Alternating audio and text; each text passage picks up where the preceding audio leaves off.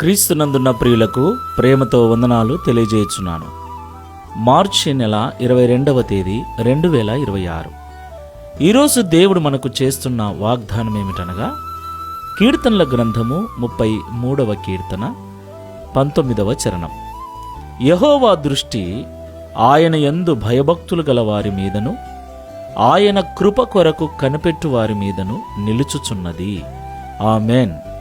నా ప్రియమైన సహోదరి సహోదరులారా, ఈ లోకములో యేసుక్రీస్తు ప్రభుల వారిని దేవునిగా అంగీకరించి ఆరాధిస్తున్న మనమందరము కూడా ఆయా సమయాలలో బాధలు కలిగినప్పుడు, ఇబ్బందులు కలిగినప్పుడు, ఎంత ప్రార్థన చేస్తూ ఉన్నా కూడా, ఎన్ని ఉపవాసాలున్నా కూడా ఆ సమస్యకు పరిష్కారము కలగనప్పుడు, ఆ పరిస్థితి చక్కబడినప్పుడు, నిజంగా దేవుడు నన్ను చూస్తున్నాడా, దేవుని కళ్ళు నా వైపు ఉన్నాయా అన్న సందేహం కలుగుతుంది.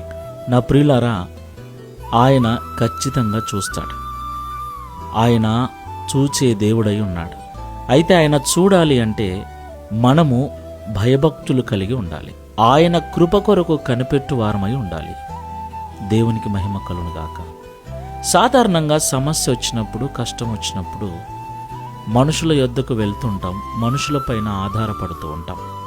ప్రియులరా, మనుషుల సహాయం వ్యర్థమని, రాజులను నమ్ముకొనుట కంటే దేవుణ్ణి నమ్ముకొనుట మేలు అని పరిశుద్ధ గ్రంథం సెలవిస్తుంది. ఎందుకంటే దేవుని ద్వారానే మనకు సంపూర్ణ సహాయం దొరుకుతుంది, సంపూర్ణమైన విడుదల దొరుకుతుంది.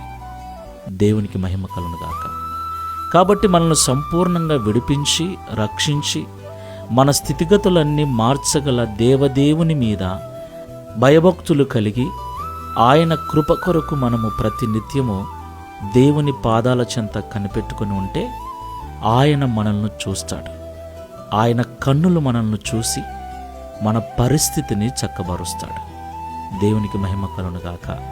కాబట్టి ఈ మాటలు వింటున్న ప్రియ సహోదరి సహోదరుడా, నువ్వు చేసే ప్రార్థన దేవుడు ఆలకించాలి అంటే, నీ వైపు ఆయన చూడాలి అంటే, నీవు ఆయనకు భయపడు వాడవై ఉండాలి.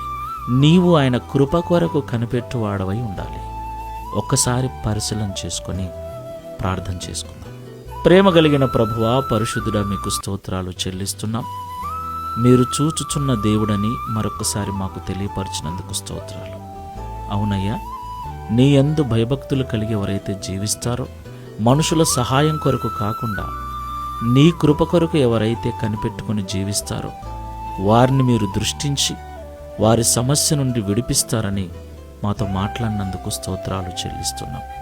ఈ ప్రార్థనలో ఏకీభవిస్తున్న మేమందరము కూడా సంపూర్ణ విమోచకుడవైన నీ వైపు చూస్తూ, నీ యందు భయభక్తులు కలిగి, నీ కృప కొరకు నీ పాదముల చెంత కనిపెట్టుకొని ప్రార్థించే ప్రార్థన ఆత్మను, నిరీక్షణను, విశ్వాసమును మాకందరికీ అనుగ్రహించుమని, తద్వారా దావీదు వలె మేమును లోకములో సాక్ష్యం ఇచ్చినట్లుగా కృప చూపుమని, ఈ దిన వాగ్దానమును మా అందరి జీవితంలో నెరవేర్చి మీ నామమును మహిమపరచుకొనుమని యేసు నామములో ప్రార్థిస్తున్నాము తండ్రి. Amen. Praise the lord. God bless you all.